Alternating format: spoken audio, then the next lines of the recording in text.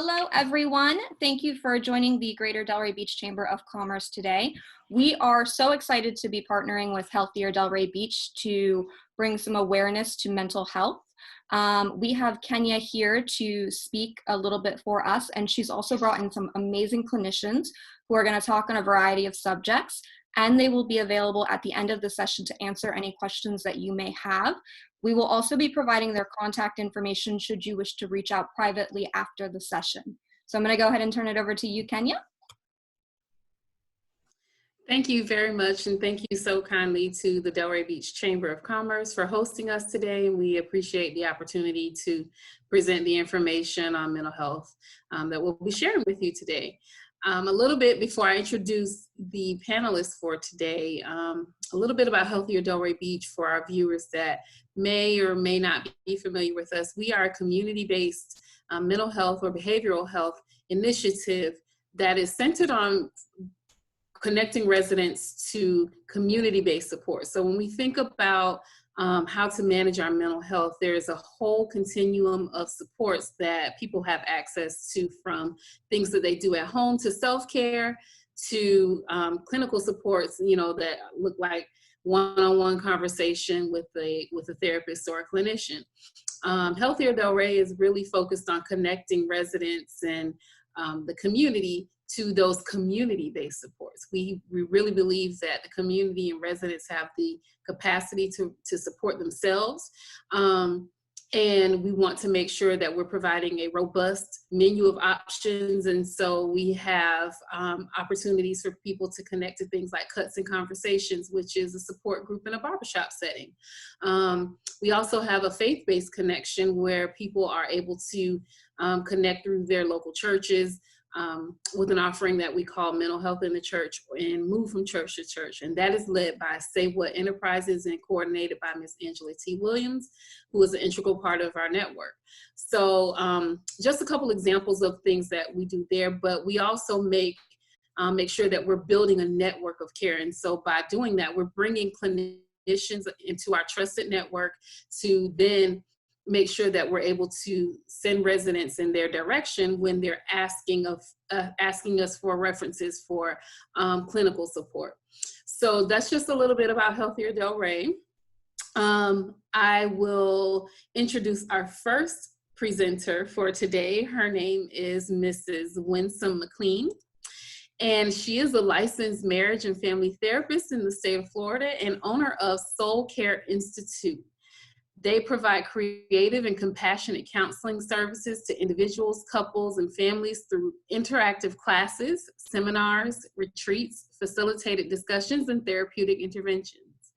Winsome earned her bachelor's degree in psychology from Georgia State University and a master's degree in marriage and family therapy with a specialized focus in Christian couple intimacy and sexuality from Richmond Graduate University in Atlanta, Georgia. She is the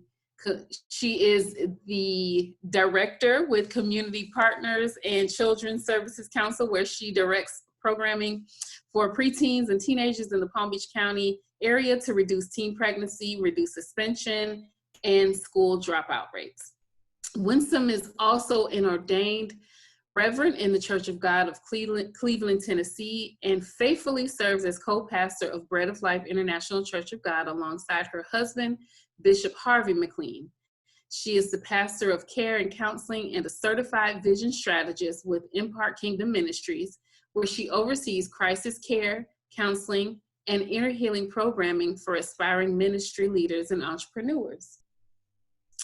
Armed with an understanding of theology and psychology, Winsome is uniquely positioned to assist others in obtaining multidimensional transformation in all areas of life. Winsome boldly confronts hard topics head-on in powerful seminars and conferences aimed at tackling some of the most relevant and vastly ignored topics of our day, such as depression, sexuality, marital discord, and sexual abuse. In her book, 60-Day Soul Care Reflection Journal, she teaches individuals to reflect on sensitive issues and develop practical strategies to overcome spiritual, emotional, and physical barriers. Winsome is passionate about seeing a total transformation of the soul and realizing God's vision for all mankind. Ooh. Well, Kenya, thank you very much for that introduction.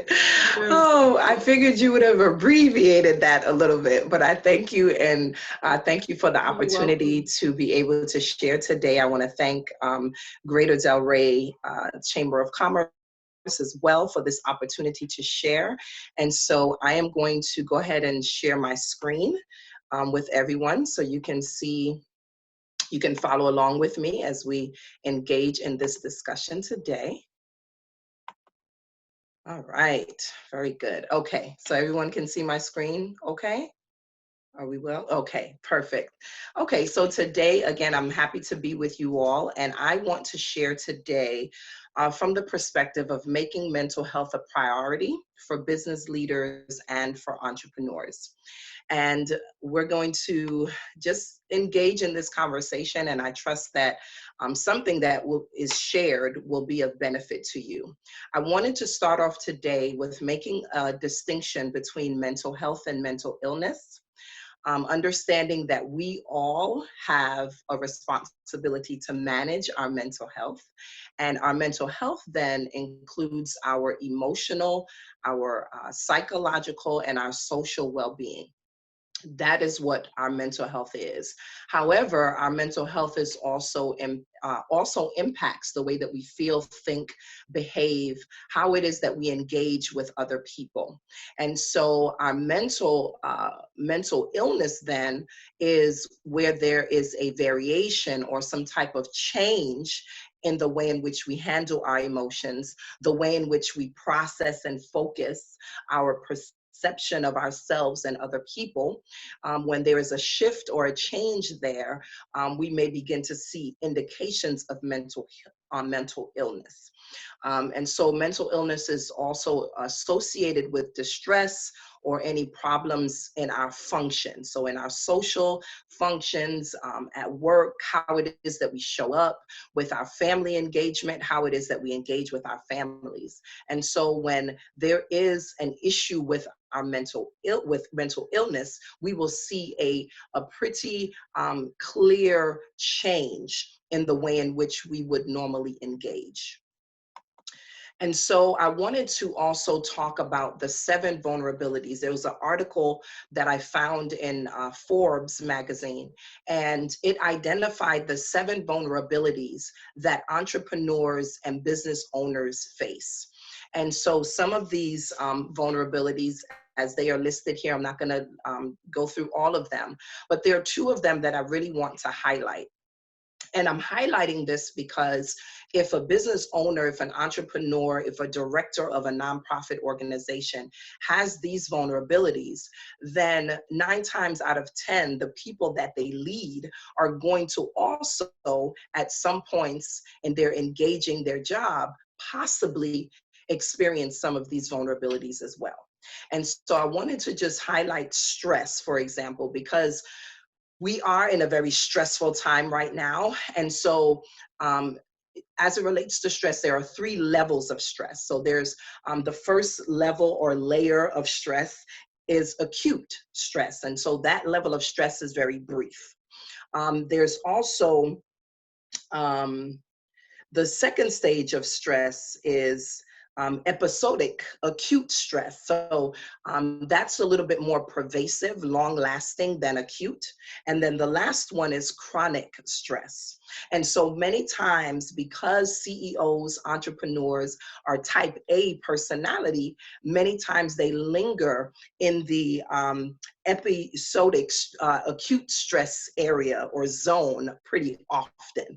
And so that is, again, a reason why we want to ensure that our CEOs, our entrepreneurs are really taking care of their own mental health and recognizing that they have vulnerabilities themselves. The other one that I wanted to highlight is identity and self-worth. We understand that as business owners, as entrepreneurs, it is very easy for our identity to become interwoven in the success or the failure of our businesses. And so that's really something that business owners and entrepreneurs have to keep a pulse on, because whether your business succeeds or it doesn't succeed, or it's not growing at the pace that you would intend for it to grow, you have to separate your identity, your own personal self-worth, from whether or not the business is thriving or not. And so again, I just wanted to bring up those vulnerabilities from a leadership perspective, because now we're going to talk through some of the sustainability and viability that we need to put in place to ensure that your business continues to grow and to thrive. Okay. And so we're going to move on from here. And again, as you can tell, I like Forbes. So Forbes magazine, they have a section where they provide, it's the Forbes Finances Council section. And they did a study and realized that in the US, 1 in 5 people deal with some level of mental health distress. And so from a numbers perspective, because if you're a business owner, if you're a leader in any capacity, there are numbers attached to what it is that you're doing. And so from this study that was conducted in the American Heart Association back in 2018, it was discovered that over $17,000 is lost per year due to individuals who suffer from some level of mental distress. And so that cost is associated with healthcare, but it's also associated with productivity cost. And so the implications here is that there is a financial attachment to the wealth, the health and well-being of the people that we lead. So there's a numbers game that we have to play here, because at the end of the day, the business is about the number. And so when we really consider the health of those that we lead, we really help to decrease that number. Unum is a insurance company that insures about 36 million people domestically and in the UK. And they also did a survey or a test in 2019. And what they discovered is that mental health issues can have significant impact on job performance, mainly through risk or a lack of focus, through irritability, lower productivity, missed work, tension between coworkers, individuals that are slowly climbing the career ladder because of their own mental distresses. And so when we consider this, then we have to understand that as business owners, you work diligently, right, to ensure that you have a very clear vision. You have a vision that is crafted very clearly. You work with, consultants and business coaches to craft a very detailed strategic plan to ensure that the vision is clear. But at the end of the day, what the research is saying is that we have to begin to engage people from a perspective of looking at them from a three-dimensional space. The vessel is the beings that carry the vision. And so we always have to ensure that the vessel is taken care of. So when you look at the people that you lead from a three-dimensional space, what it is that you're doing is you are actually creating a culture where mental health is you are aware of it, a culture where mental health is in the forefront, because we understand that if the vessels are wounded or bruised, then that impedes their ability to carry forth the vision. Right? So we have to always remember to ensure that our businesses are looking at people from that perspective. And in my humble opinion, Relationship is the foundation of all things fruitful. Relationship is the foundation of all things fruitful. And all of this hinges upon the relationship that you cultivate with your team, the relationship that you cultivate with those that you lead. It will not be awkward asking someone if they are taking care of themselves, if that is the culture that you create. Okay? And so when we understand that the vessel has to be taken care of, and we understand that relationship is at the core of it. I love this quote by Henry Ford. He said, if everyone is moving forward together, then success takes care of itself. If everyone is moving forward together, success is going to take care of itself. And leadership takes place in the context of relationship. And quality relationships are crucial to good outcomes. So we cannot have good outcomes if we don't have good relationships. And how do we cultivate those relationships with those that we lead? I want to leave with you 3 tips that I would submit to you that can help to support or create a mental health awareness culture within the space that you have been commissioned to lead. I'm going to submit to you reflective supervision. Reflection, what is reflection? Reflection means stepping back from the immediate, intense experience and taking the time to wonder what the experience really means. And so when you allow space for those that you lead to reflect, it's about asking questions like, how was that experience for you?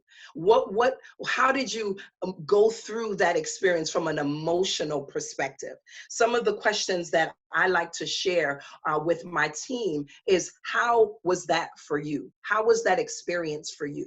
And I also love to share from a place of vulnerability. When we normalize the human experience and we let people know that I have concerns and you have concerns, they are a lot more likely, they're more apt to share what it is that they are experiencing. So we have to remember that there's a need to normalize the human experience. Informed supervisors and managers, we don't want anyone to diagnose any type of mental illness that's not qualified to do it. But we should have our managers and supervisors aware of some of the common mental issues that might come up as far as with themselves or even with their staff. So I would suggest trainings in the areas of mindfulness, trainings in the area of emotional intelligence, compassion fatigue, having some basic knowledge around behavioral changes so that they are able to identify when those whom they lead are suffering. And then lastly, create a mental health policy. It should be a part of your policy, a part of your policies and procedures to ensure that your folks that you lead are taken care of. And so that might be access to mental health services. Also, your HR department, ensuring that they have an array of knowledge so that they are able to identify and point staff into the right direction when there is a need for mental health interventions, retreats, creative ways of engaging as far as conversations, creative icebreakers that can be used at meetings. These are all practical ways in which we can, in the spaces that we're in, ensuring that we are speaking to the sustainability and the viability of our businesses. It's not just about ensuring that we have a rotation of capital. It's also checking on the vessels to ensure that they can mentally advance the vision. That is all I have for today. Thank you all for listening. Here's my contact information if you need to connect with me at any point.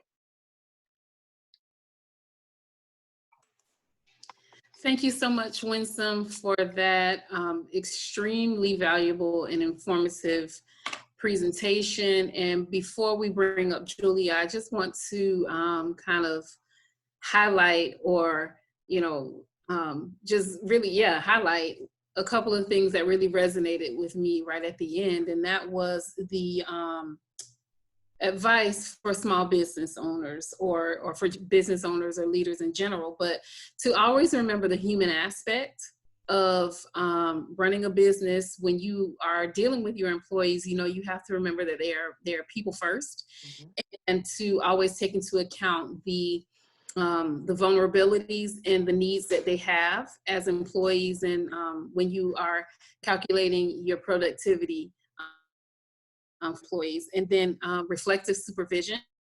I think that's important. It's extremely important because, again, it ties in that whole human aspect.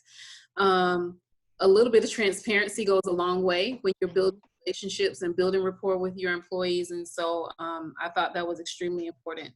And the creating a mental health policy. And so for me, that just really resonated deeply, because I feel like on the other side of this whole COVID-19 situation, as people are returning to the workplace and things are returning to some sense of normalcy, we are going to be seeing effects and impacts in the mental health arena for, you know, years to come. And so I think it would be advantageous for business owners, managers, supervisors, to really be looking deeply at their human resource policies to make sure that they are implementing things that support and assist their employees from a mental health perspective. And so I just, again, want to thank you very, very, very much. Extremely informative. And that will bring us to our next presenter, Mrs. Julia Sana. Julia Sana is a licensed marriage and family therapist and a licensed mental health counselor here in Florida, and she has provided therapy in Palm Beach County since 2007. She received her master's degree in counseling psychology from Palm Beach Atlantic University, and she was trained in cognitive behavioral therapy, family systems therapy, and brief therapy modalities. She has become a practitioner of hope-focused counseling and works with clients from a possibilities point of view. She is a Palm Beach County court-registered marriage preparation provider for engaged couples.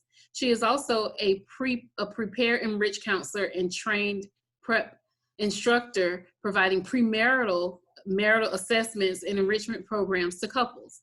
She previously worked as a behavior therapist for children on the autism spectrum. She created and ran a church-based teen moms group, women's groups, and provided community-based counseling to troubled youth and moms with postpartum depression. Julia currently partners with organizations serving the African American community to provide access to mental health services through community groups and psychoeducation. She also serves immigrant communities dealing with cultural stress and adjustment. She has begun providing therapy services to community faith leaders facing stress, anxiety, and depression. Her service to the community and clients is deeply rooted in her faith beliefs and that every human being has an infinite worth. Her goal is to help clients thrive in their daily lives.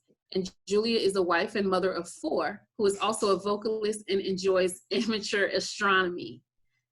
I present to you Mrs. Julia Sana.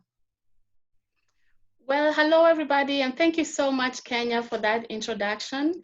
Thank you, Greater Chamber, Delray Beach Greater Chamber, for this invitation to talk about mental health issues. It's something that I'm really passionate about. And I'm gonna be sharing my screen too, so that we're able to follow along. So this is a little bit about, just a little bit about me. And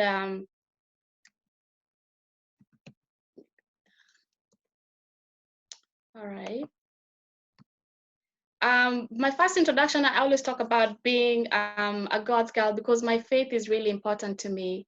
And the reason I share that is when in a time of crisis, as like what we're facing right now with the pandemic, sometimes we lose our identity even when we go through personal crisis as well. So that for me always reminds me that I am not my own and that I'm not alone.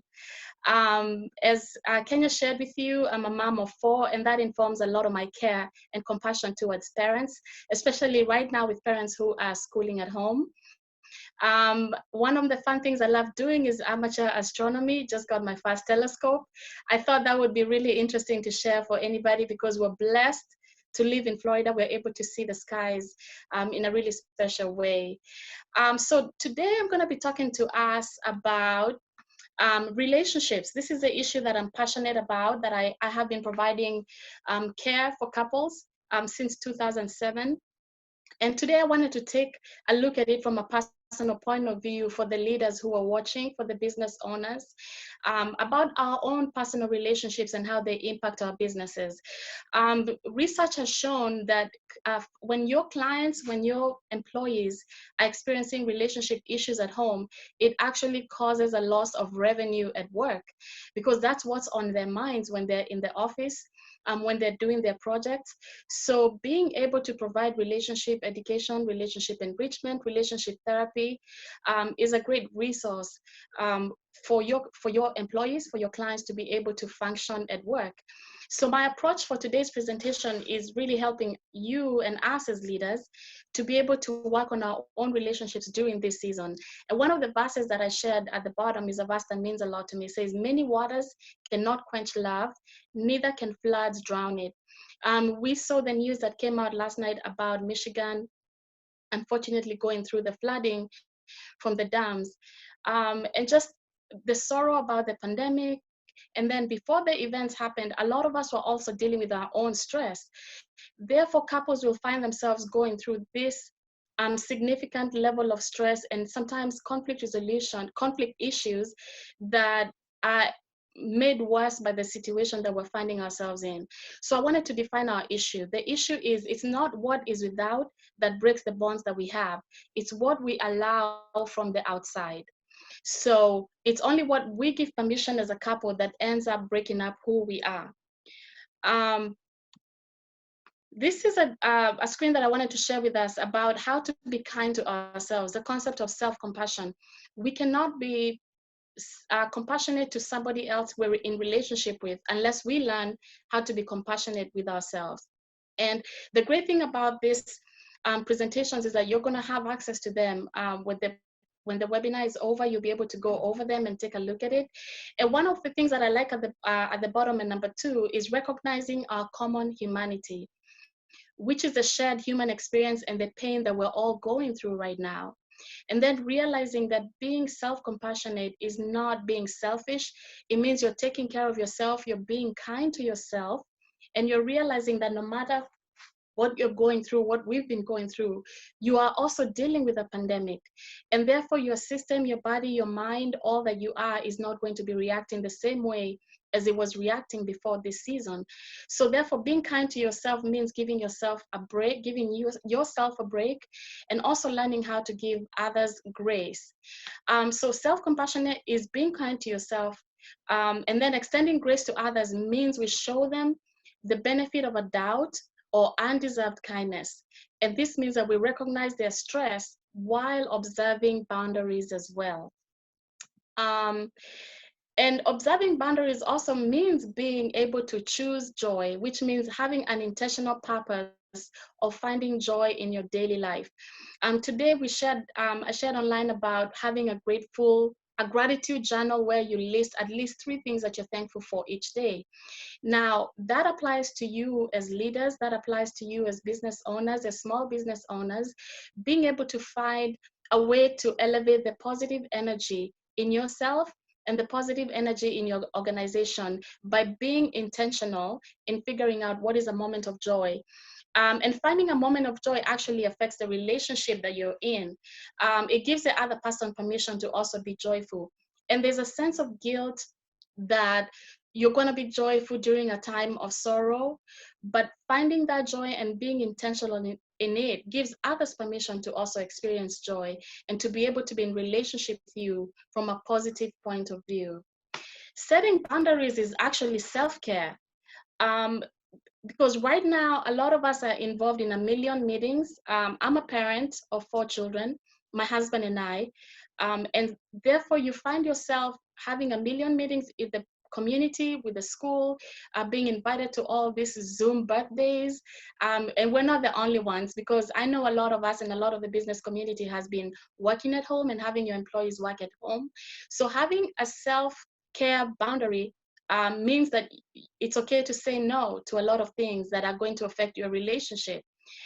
Just because you're home does not mean that you're available 24 hours 7. So boundaries are an act of self-care. They're an act of couple care in your relationship.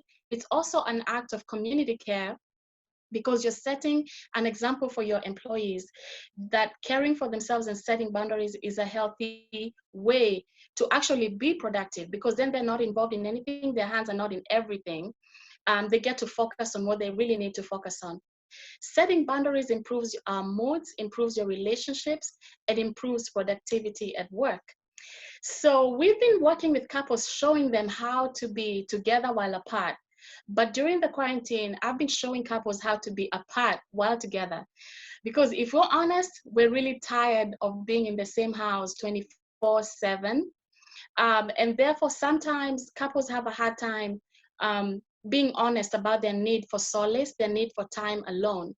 So therefore, give each other physical and mental space from the stress of the crisis. And be okay with your partner, with your spouse being in a separate room from you, and not having the need to give them the honey-do list, and not actually accepting a honey-do list either, and just saying, this is my time out, and taking that time to go and relax and do self-care, read the magazine, drink your cup of tea without having people knock and bang down on the door and the kids yelling and screaming, or actually taking a break from the work meeting and taking a 5-minute break to take a cup of tea. So being apart while together teaches us to care for ourselves while in relationship in this unique setting that we're finding ourselves of the quarantine and lockdowns. One of the things that couples are facing right now is the struggle of realizing that you have issues in your relationship, deep issues, because when you have a moment of silence and a moment of forced quarantine and a shutdown and a slowdown, the issues in the relationship become more prevalent. Maybe you're not able to deal with the conflict resolution, do a proper conflict resolution in your relationship. And one of the things that I'm advising couples is, don't make a permanent relationship decision in this temporary crisis unless you're facing abuse. So don't make the permanent decision right now because of the crisis that's going on unless you're facing abuse. Reach out for help. And if you don't know where to call, where to go, Florida is blessed to have the crisis line 211 that you can call for any crisis counseling that you need. But for couples who are simply facing relationship issues, don't make up your mind on separating or getting divorced right now until you seek help. Reach out to someone else for help. But if you are experiencing abuse, that does not apply. You need to go ahead and seek help for domestic abuse if you're facing that issue. So one of the things that we're realizing during quarantine is that conflict is a fact of daily life. Research shows that couples who've been married 50 years, still have 10 or more issues that they have not resolved in their relationship. Great news. That means you're not unique in the issues that you're facing. But a great way to start working on that conflict resolution, number one, is defining the problem clearly. For you as a leader, and even for our employees who might be watching, and for anybody in the community who's watching, define the problem. So don't let it be an issue of last year you did blah, blah, blah, and last week and last month, and it's all confusing. If the issue is simply, I would like us to spend more date nights together, then let that be the issue. Let the issue be the issue. And then use I words to describe the issue. I would like us to go out more often and enjoy time alone without the children or without our friends or outside of church or outside of business, especially if you're a couple that works together. So using the I word makes it more personal, and the other person is less defensive because they don't feel accused. Do not mind read your partner. We often assume we know what our partners are thinking, and therefore we get into conflicts with them because we assume we know what they meant or what they were thinking when they got into a fight, a verbal fight with us. So don't mind read. And then not all fights are worth having. choose wisely. It's not every conflict that we have in our relationships that needs to be had. There are conversations that can be tabled for later. It does not mean that you're avoiding the conversation. It simply means you're being careful on when to have that conflict. Number 5 is one of the most important things, acknowledging our own contribution to the problem without blaming the other person. So this means acknowledging would be an example of, I acknowledge that I've not set my calendar for date nights or whatever the issue is, or we haven't gotten the tickets to go watch something. Well, in quarantine now, you're probably talking about a virtual concert. So acknowledging your contribution to the problem without blaming allows the other person to also acknowledge their contribution to the problem. Because again, the issue is setting up our defenses down so that we're able to communicate and have relationships in an open kind of way. This also affects how our employees are relating with each other in the office, when they're able to acknowledge how they've contributed to the issue that's bringing a problem in the workplace. Number 6 is listing possible solutions to the issue without blaming again. And this is really tough because this is a brainstorming session where you're not looking at whose idea is the best, simply coming up with some ideas, and then 7, committing to contribute to the solution through your actions, not just words. So a promise kept is not a promise at all. A promise that's not kept is not a promise.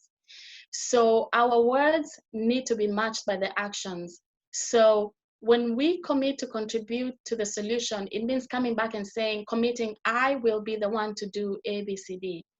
That can apply to you as a business leader, can apply to you as a person in relationship, or can apply to a community in general, being able to articulate how you're going to contribute to the solution and not just being somebody who focuses on the problem. Crisis has a shelf life, and that's a great thing, all right? This too shall pass. We're not stuck in this season forever, and it feels that way right now. We were talking yesterday and people were saying it feels as if half the year is gone because June is next month. And it feels as if we've been in crisis mode since the beginning of the year.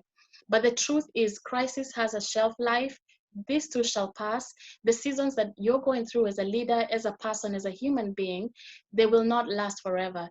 Therefore, my goal is to infuse us with hope and a positive mindset, looking forward and being able to look at what is going to be possible versus what we've lost.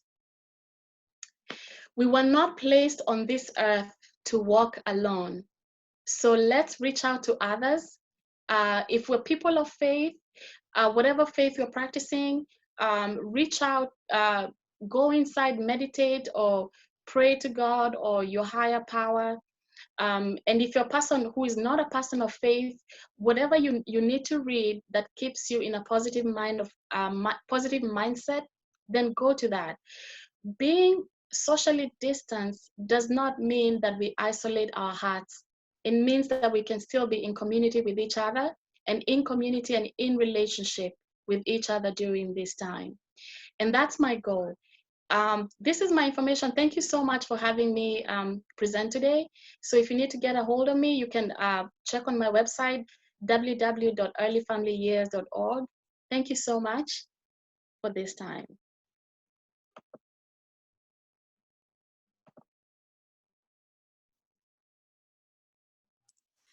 Thank you so much, Julia, for that was phenomenal. I was actually here taking notes.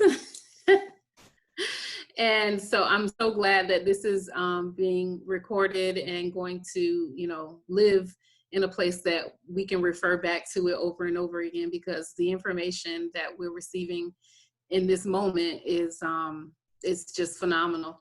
And the whole aspect of relationships sometimes is one of the forgotten pieces when we're talking about how to manage mental health, and also in a work environment or even in a business aspect. You started out by saying that it's important that we acknowledge relationships because people bring their relationships to work with them, and if they are having challenges, their productivity decreases. And so I just think that that's a really valuable point that you brought up, to choose joy, to choose gratitude, set boundaries. And there are so many ways that we can set boundaries. I think we can do a whole separate webinar on just about setting boundaries, because that's something that people struggle with in general. Yes. Not just in relationships setting boundaries, but as individuals, boundaries. During quarantine and even in physical distancing, being apart together, giving one another an opportunity to have their own personal time and have their own space to reflect, to think, to feel, to just be, is so important, whether it's in a work environment or in a relationship, in a family environment. You know, parents and children, we're all at home together now more than we've ever been. And so I think everyone can nod their heads in agreement at this point that we all need to be apart together at some point to just, you know, decompress and process whatever it is that is happening in your life. Don't make permanent decisions during a crisis. I think that's extremely important to remember, that this too shall pass. And when we're making tough decisions, to, you know, maybe take into account all of the external factors that could be weighing on a person's personality traits and exacerbating things that were already lying underneath the surface. And so I appreciated the point of not making permanent decisions during this time. And thank you again for sharing the conflict resolution skills, and not to mind read. I think that's important. That is important. I think we sometimes do that, don't we? Not expecting someone else on the converse to mind read. So be expressive, be clear in your communications. And like you said, in the steps of conflict resolution, define the problem, use I statements. All of those things are very valuable. I took a whole page of notes. I appreciate that conversation. Thank you. You're welcome. And I present to you our final panelist, presenter for today. I'm going to share her biography. Give me 1 second. Okay. This is Coach Debbie. Coach Debbie brings a spirit of sunshine as a proud local resident with her mental health practice based in Delray Beach, Florida. She describes her calling as the advocacy of family therapeutic wellness and wholeness. Debbie's clinical practice is focused on family therapy and infant mental health, using the lens of infant mental health diversity, informed tenets, and satire family therapy. Debbie is passionate about the researching the science of hope, cultural humanity, understanding epigenetics to unlock the impact of generational and historical trauma, and supporting resiliency through healing adverse childhood experiences. She is trained in Brazelton touch points, early childhood social emotional wellness, maternal mental health, brain development, mindfulness-based stress reduction, play therapy, and many others. Under President Obama's administration, Debbie was invited to the White House for their Making Healthcare Better series on suicide prevention. This experience empowered her to see the connection between spirituality, substance misuse, and suicide prevention. As a result, she used what she learned there to share as a Spark Talks speaker to over 400 attendees on Your Life Matters, No More Suicide Notes, Only Love Letters for Life at the National News Leaders Council Conference in Houston, Texas in 2018.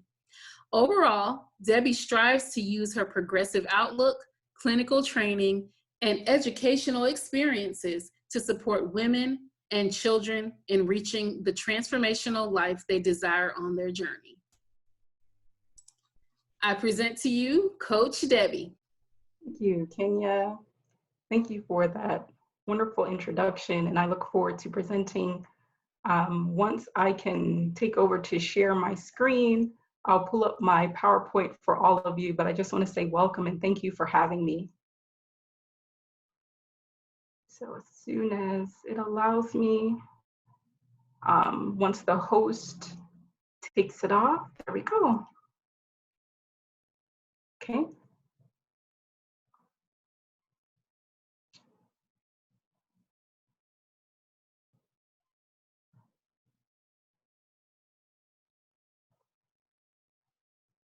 Okay. Give it one moment. There we go. So I'm so glad that I have the opportunity to join this amazing panel and be able to share some support and some energy and some good news amongst all of the bad news that we have been getting lately. And most importantly, around what it's like for busy parents who are business owners but have bored kids at home. So we want to really focus on the mental and emotional wellness support for families under this quarantine. And I'm so excited to come from this lens because one thing that Kenya did not share is that I am a mom. I'm a proud mom of 2 little ones, and I'm also a mental health advocate. As a family therapist, I serve at Marriage and Family Services right here in Delray. And I also am a proud mentor with the Women of Tomorrow at Village Academy. I graduated from Palm Beach Atlantic University with my master's in counselor education. I focused in mental health as well as marriage and family therapy. And I received my bachelor's from Howard University in Washington, D.C. So I'm a proud Bison as well. Today, I have the opportunity to really help us all learn how to stop the stigma. I hope that we get an opportunity to learn together and find out, what does mental health mean to our families, as well as what interventions can you use to support yourself and your children in lifting depression, calming anxiety, or empowering your teenagers who are at home. So today it's all about fostering hope and boosting that motivation to keep going, even when we are in the midst of the unknown. So I give you freedom today to explore your mind, your feelings, and learn how do we reinforce those positive behaviors together. So the panelists shared a little bit about the foundational information regarding mental health. So I just want to do a review with you right now, because we want to make sure you know what the myths are and what the facts are. So many people think, oh, I'm fine, mental health problems don't affect me, when in fact they are very, very common. 1 in 5 adults experience a mental health issue. 1 in 10 young people experience periods of depression. And actually 1 in 25 Americans have some form of serious mental health issue, including schizophrenia or bipolar disorder. And to give it a local context, in 2015, the age-adjusted suicide rate in Palm Beach County was the age of 15, which was actually slightly higher than the rate in Florida, which was around age 14. And when you look across the US, suicide is actually the 10th leading cause of death and is responsible for more than 48,000 deaths. This is such a concern that we not only have to stop the stigma, but we have to get comfortable talking about it. We have to learn that through sharing our stories, through sharing our voices, we will not put the thought of suicide in someone's head. We're actually giving them the space to share what may be on their heart and how we can connect them to services and also show how much we care. So as we're thinking through all of these stats and how do we want to bring those numbers down, we have to start foundationally with understanding what is mental health and also what is trauma. So I explain mental health as being situational distress or circumstantial trauma, a chemical imbalance, or biological. New science called epigenetics. Individual trauma results from an event, series of events, or a set of circumstances that is experienced by an individual as physically or emotionally harmful or threatening, and that can have a lasting adverse effect on the individual's functioning and physical and social emotional well-being.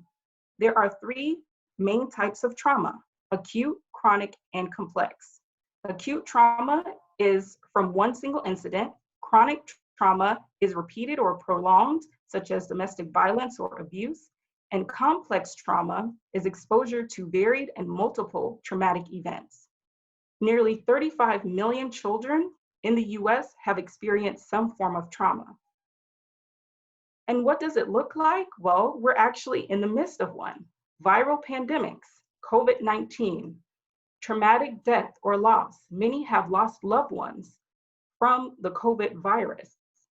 Imagine the impact that that has on a family who could not see their loved one buried, could not say goodbye, or wasn't even allowed to visit them in the hospital.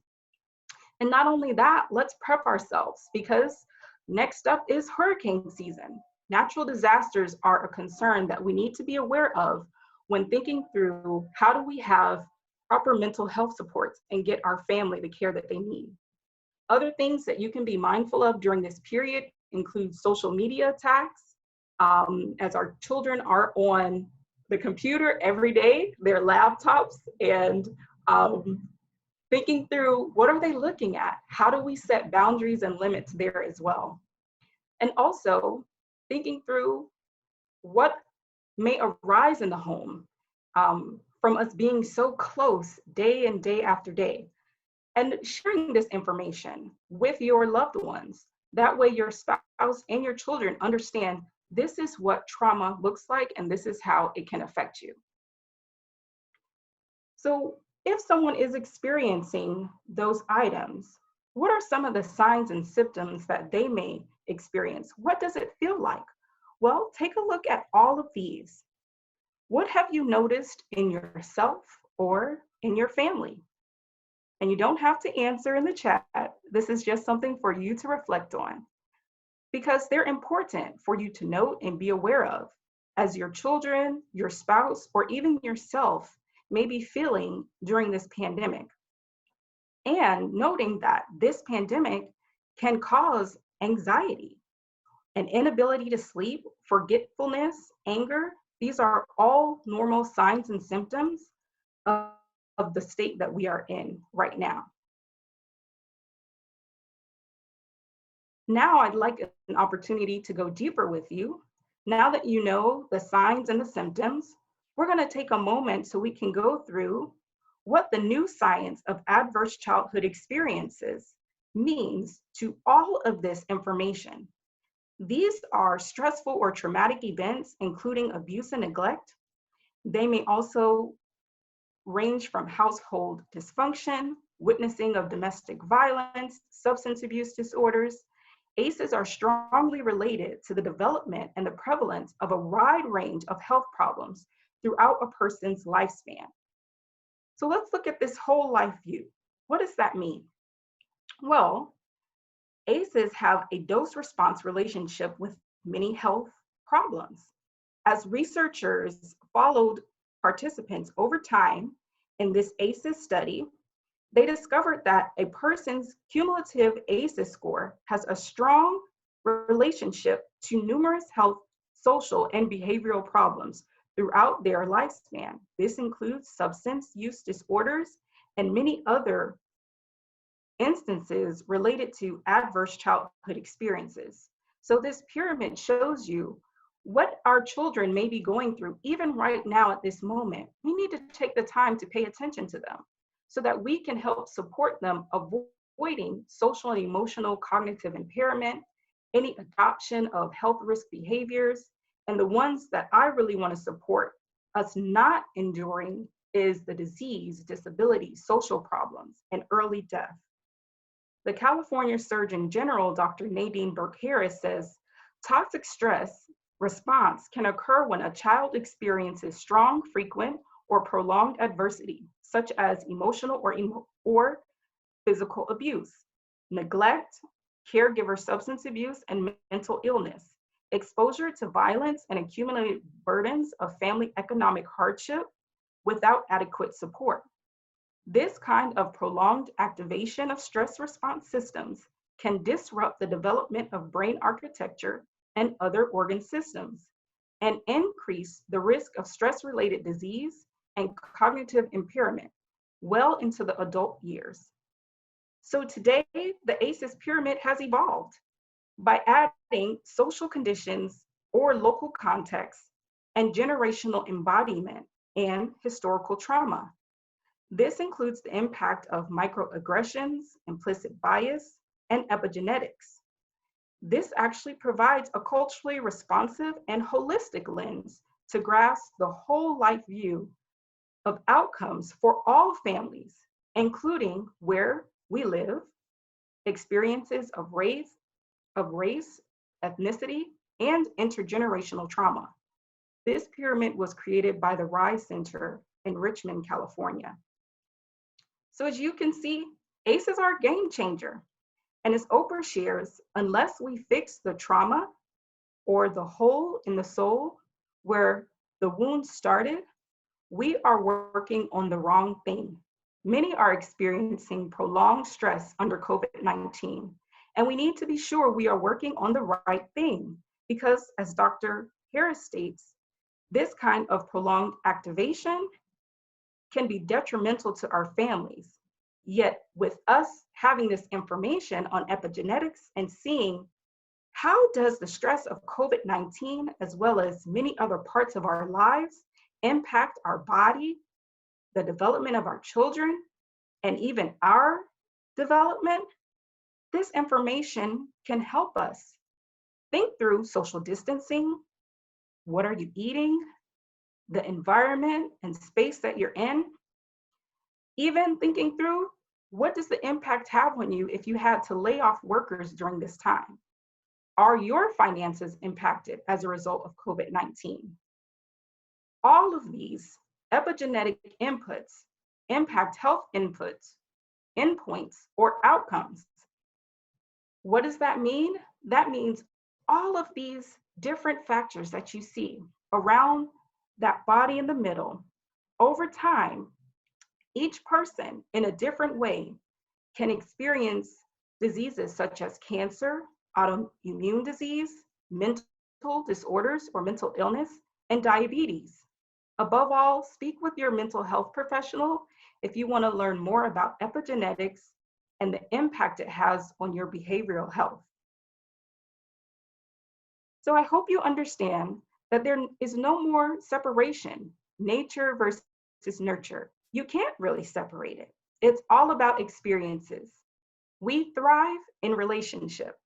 As parents, responsive relationships and positive experiences build sturdy brain architecture and promote healthy development, starting as early as infancy and through school-age youth into their teen years.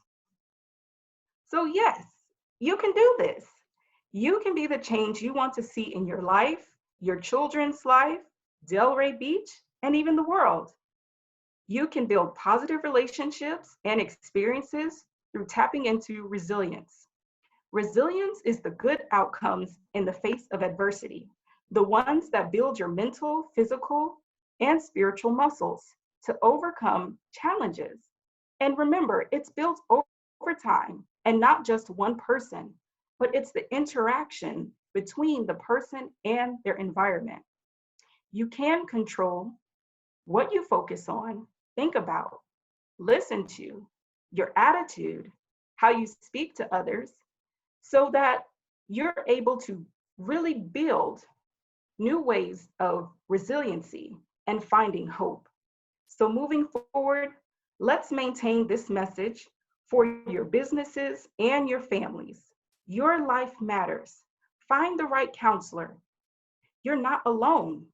You can cling to your faith and cherish positive relationships. Remember your worth because there is always hope. And when you're ready, you can seek out counseling or different wellness interventions.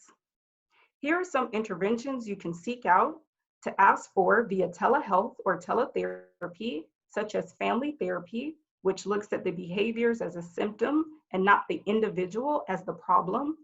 Also, patterns and themes are discovered through completing a genogram to recognize intergenerational impact on your well-being. Mindfulness is about being present without judgment, a form of meditation. Play therapy is great with children. It's a form of counseling or psychotherapy in which play is used as a means of helping children express or communicate their feelings.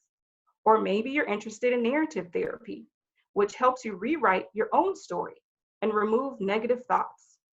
When you rewrite mistakes, sometimes it helps you get a little stronger to overcome and make better decisions in the future.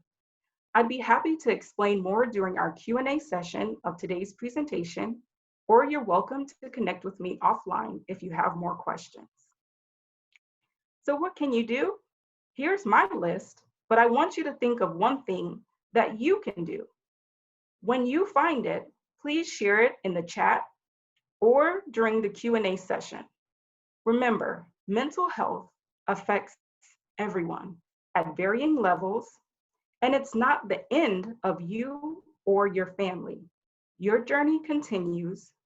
You are not alone. Health, harmony, and healing is obtainable. I want to thank the Chamber of Commerce for allowing me to do this presentation and thank Healthier Delray Beach. And I thank all of you for your time. I would love to connect with you on my website, dmempowers.com, or on social media. At this time, I will turn it back over to the host. Thank you.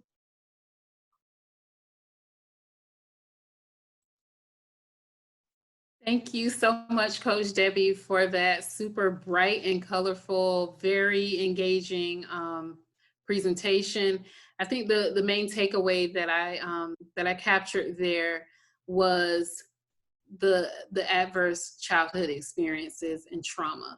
And you were very careful to point out that, you know, ACEs, while it has some, you know, indicators that are already listed, we are living through an indicator that will surely be added in the near future. And so those of us that are really paying attention, particularly those of us that are caring for young children during this time, to kind of pay attention to their behaviors and changes in their behaviors.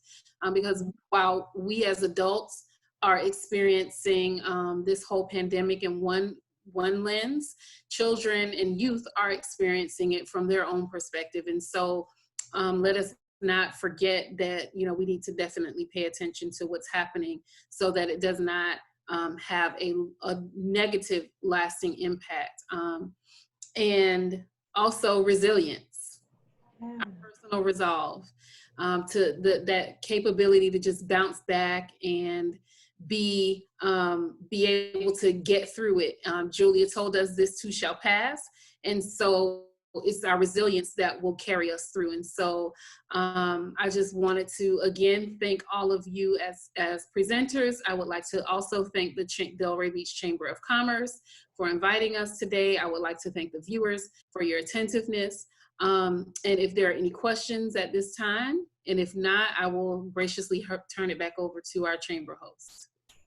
Ladies, I just want to say thank you so much. That was so informative, and all of that information was, I mean, just captivating, and I am excited to share this to the wider world. I think that you guys are going to touch so many people, and I want to make this maybe a reoccurring thing, not every week, of course, but because I know you guys lead very busy lives, but, you know, whenever we can have you back, I think that that would be great. The topic is so vast, and I'm sure, you know, we could cover so many things and do a few more of these maybe over the course of the year. So I want to say thank you. It looks like we have no questions. I kind of started thinking about it afterwards, and I thought probably people won't ask questions because it's more of a private thing. So all of your information is going to be included when we post this. So when it's on YouTube, if it's okay with you ladies, it'll be posted down in the description box below and on our Facebook webinars tab page as well, or our Chamber's webinar tab. So thank you again. If any of you would like to say anything else, or I can go ahead and close this out. All right. Thank you so much, ladies. Have a great day. Thank you.